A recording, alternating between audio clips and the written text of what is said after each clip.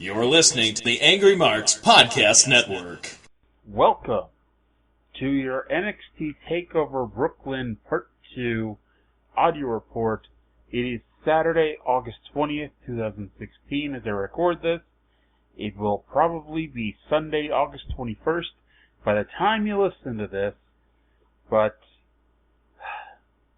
1 year ago, I sat here and talked to Brian, my brother, and we reviewed NXT Takeover Brooklyn, and we wished SummerSlam the best of luck in trying to top it. And then this year's NXT Takeover Brooklyn rolled around, and good luck to SummerSlam trying to top this one. This show, top to bottom, was a hit. It had one small stinker there at the beginning, but trust me, by the time the show ended, almost 2 full hours after the bad match, you had so much good that, you completely forgot about it. In fact, if it wasn't for the fact that it's the second match, and it's sitting in front of me in my face in my notes, I would have forgotten about that one bad match till I got to it. All 3 title matches were just one fantastic match after another. This was one of those nights that things just clicked. Because you had some of these matches, you had Austin Aries and No Way Jose, you had Bobby Roode and Andrade Almas, who, these 2 matches specifically, in the build-up to these 2 matches, it's kind of like, it's a little bit of a style clash. Who knows what could happen? Will this New York crowd turn on these 2 matches? Or, what will happen? You had the Revival, who, they're solid, good workers, and, all those jokes that they make about Gargano and Ciampa and PM61, those are all the criticisms you always hear about the Revival. And for months and months, in fact, closing in on a year, every time you mention the Revival, it was always, it's a good, solid match, but those 2 will never have, this great classic match. This show, if I'll tell you what, and I'll get to it later with the Revival match, but if the Revival become one of those all-time great teams, and more than just the NXT Tag Team of the Year, quote-unquote, this is the night that you can look back and say, this is what started that. And unfortunately, if the Revival end up being one of those teams that ascension their way in WWE, for lack of a better word, this will be the highlight of their career. Or at least the highlight of their tag team career. But before we jump into the second hour of the show, let's start with the first hour of the show, shall we? 15,671 was the announced attendance. Of course, it's probably not legit. It's probably around 11 or 12,000. The building looked really good. The pictures I saw online before the show, it didn't look to be a bad seat in the house. I've never been to Barclays Center, but, it looks like one really nice building to watch a show in. Austin Aries versus No Way Jose started the show. Jose led a conga line of fans around the ring before the match, and I only mention that because, ironically, the very first person in the conga line was wearing an Austin Aries t-shirt. Aries won with a last chancery after a sunset flip powerbomb out of the corner. The story of the match was Aries uses experience and knowledge to counteract the youthful exuberance of Jose. It was a fun match that the fans were into, cheering for both men at different times. And it was kind of weird because I wanted to say that the fans were into Jose because Aries fans seemed to save themselves for not only later in this match, but later in the show, while Jose's fans seemed to be in it right from the start. But Aries fans, when they actually got off their butts for a second, they were actually louder than Jose's fans. But it was, a really good, really loud match here. Jose used the Falcon Arrow and got out of the last chancery before the finish. After the match, Aries attacked Jose and put him back in the last chancery, but Hideo Itami's music played. Itami walked down the ramp, which caused Aries to let go of Jose. When Itami got in the ring, Aries attacked him, but Itami got the better of it. And finally, after teasing this move for 2 years, literally 2 years, Hideo Itami debuted at NXT Takeover Fatal 4-Way in September of 2014, and it's been teased since that minute. After 2 years, Hideo Itami finally broke out the go to sleep and laid out Austin Aries with it. And I should put in as an addendum that he did do it to Tyler Breeze at the WrestleMania 31 house show, as I think most people know. They showed a bunch of people in the crowd throughout the night. There were no surprises, other than, actually not even say other than, but among them were Ric Flair, his fiancee Wendy, who was Fifi the Maid in NXT, or not in NXT, but in WCW, and, just a whole bunch of guys you'd expect to be sitting at ringside for the shows. We then got, unfortunately, when you have high points to a show, there's always going to be a low point. And even if every match is 5 stars, there's always going to be that one match that's 4 3/4 stars. Well, this next match was the one that was not very good. It was the debut of Ember Moon versus Billie Kay. I would like to say that I don't want to throw Billie Kay under the bus here, but a lot of the problems with this match were Billie Kay.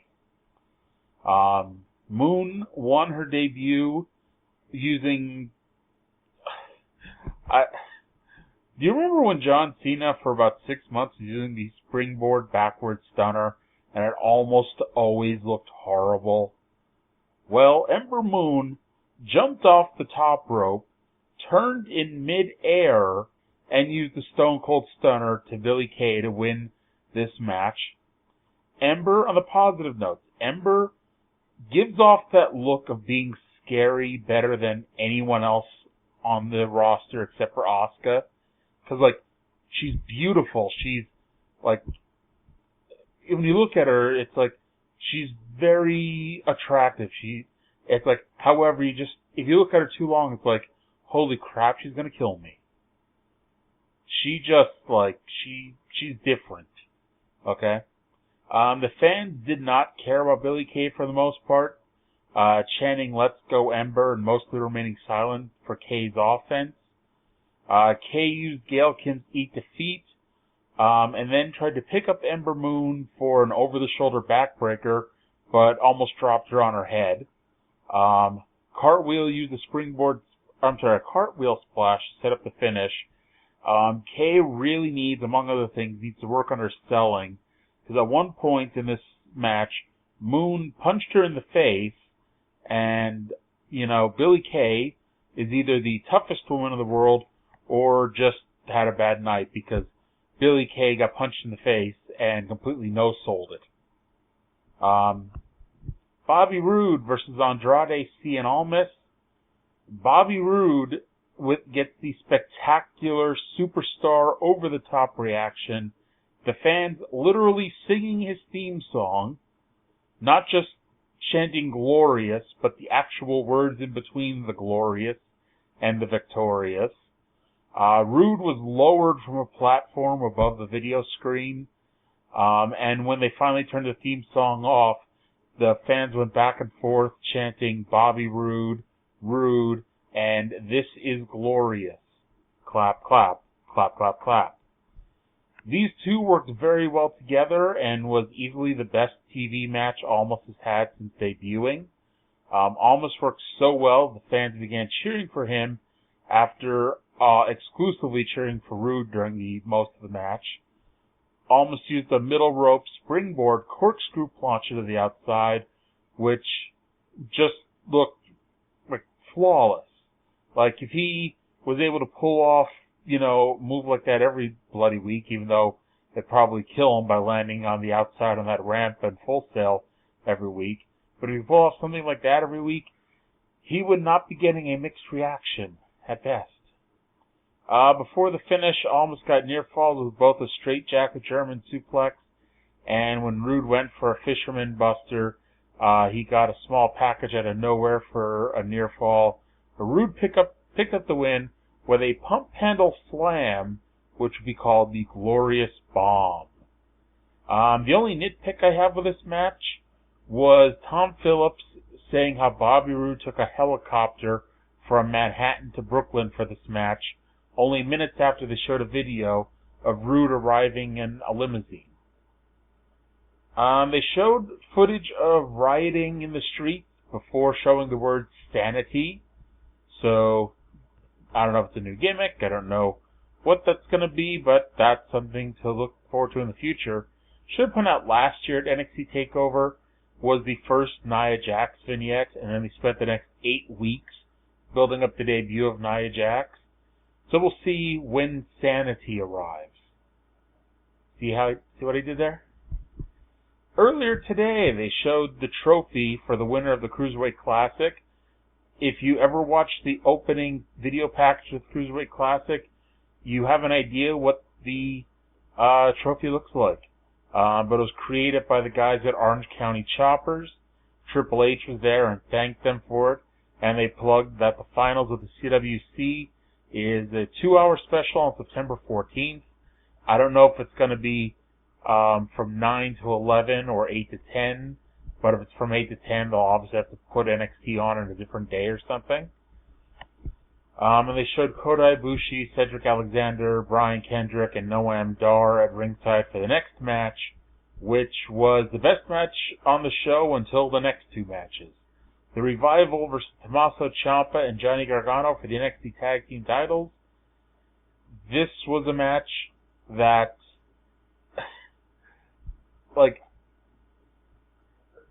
this is probably easily the best tag team title match on NXT TakeOver history, which, to be fair, is not saying a whole lot, because while I don't recall any bad NXT Tag Team title matches, they've never really been that, good. They did do a false finish. By the way, Revival retained the title, with a reverse figure 4 on Gargano after working on his knee the whole match.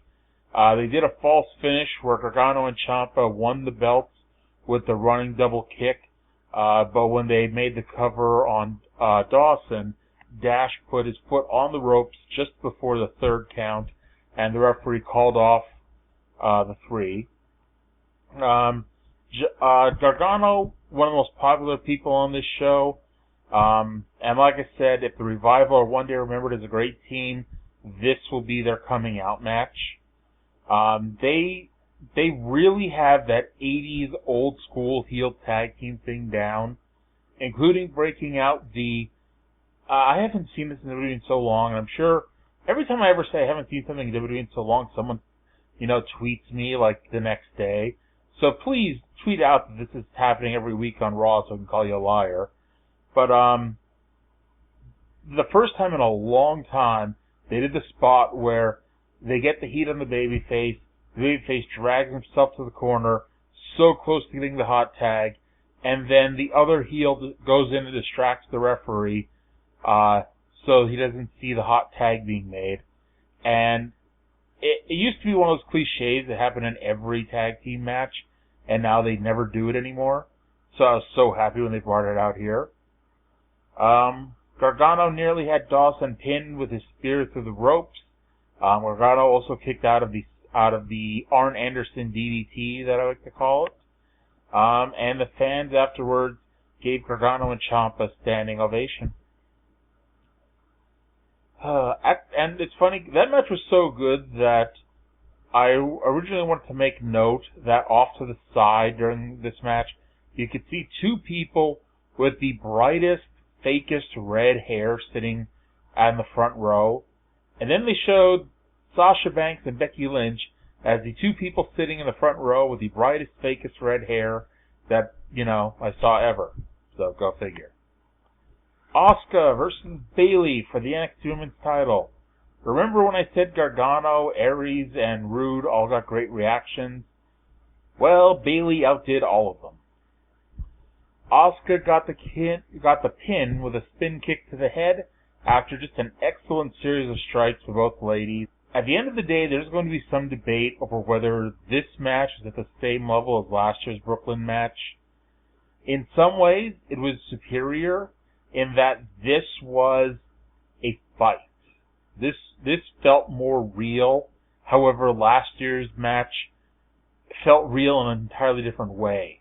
Last year's had more real emotion as opposed to actually being a real fight.